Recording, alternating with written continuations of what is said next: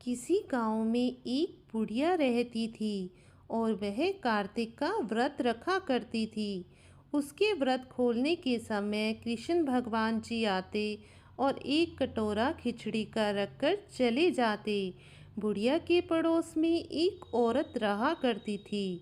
वह हर रोज़ यह देखकर ईर्ष्या करती कि इसका कोई नहीं है, फिर भी इसे खाने के लिए खिचड़ी मिल ही जाती है। एक दिन कार्तिक महीने का स्नान करने बुढ़िया गंगा गई। पीछे से कृष्ण भगवान जी उसका खिचड़ी का कटोरा रख गए।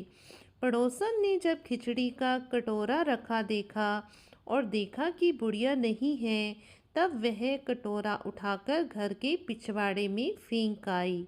कार्तिक स्नान के बाद बुढ़िया घर आई तो उसे खिचड़ी का कटोरा नहीं मिला और वह भूखी ही रह गई।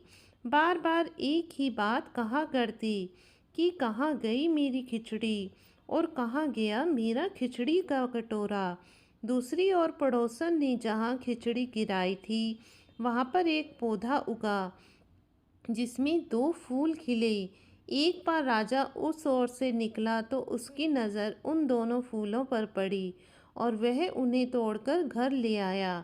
घर आने पर उसने वह फूल रानी को दिए, जिन्हें सूंघने पर रानी गर्भवती हो गई। कुछ समय बाद रानी ने दो पुत्रों को जन्म दिया।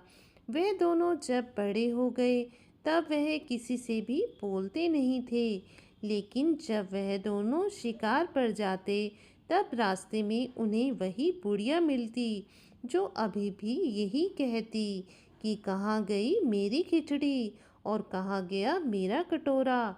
बुढ़िया की बात सुनकर वह दोनों कहते कि हम हैं तेरी खिचड़ी और हम हैं तेरा बेला।